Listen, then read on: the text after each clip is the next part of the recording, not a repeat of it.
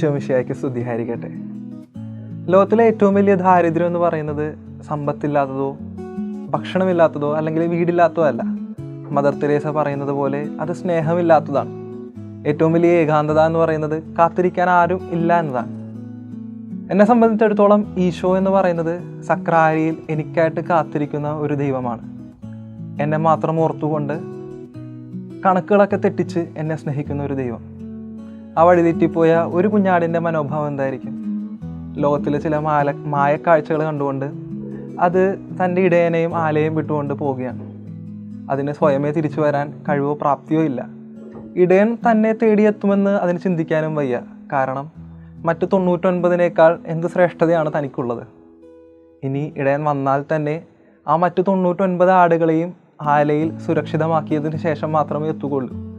ആ സമയത്തിനുള്ളിൽ ഏതെങ്കിലും കാട്ടുജന്തുക്കളാൽ അത് കശാപ്പ് ചെയ്യപ്പെടും. എന്നിട്ടും ആ 99 മരുഭൂമിയിൽ വിട്ടുകൊണ്ട് ഈശോ, ആ നല്ല ഇടയൻ, ആ കുഞ്ഞാടിനെ തേടി ഇറങ്ങുകയാണ്.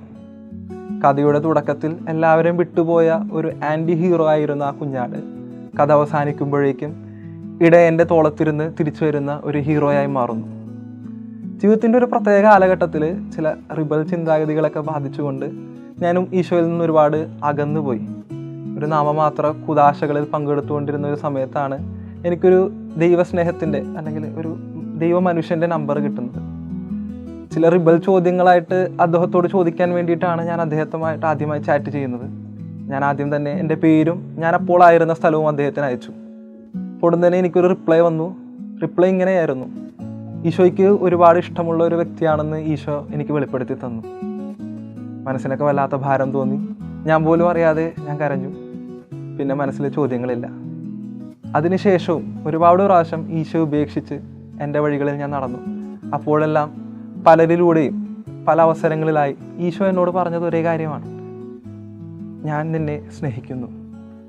ചില ദിനപത്രങ്ങളിലെ ആ പരസ്യവാചകം പോലെ 100% ഓഫർ, പൊക്കത്തൊരു ആസ്ട്രിക്സ്. അതിൻ്റെ അർത്ഥം കുനുകനാക്ഷരത്തിൽ താഴെ കൊടുത്തിട്ടുണ്ട്: കണ്ടീഷൻസ് അപ്ലൈ. ഈശോയുടെ കാര്യത്തിലേക്ക് വരുമ്പോൾ നമുക്കതിങ്ങനെ വായിച്ചെടുക്കാൻ പറ്റും: ജീസസ് ലവ്സ് യു, പൊക്കത്തൊരു ആസ്ട്രിക്സ്.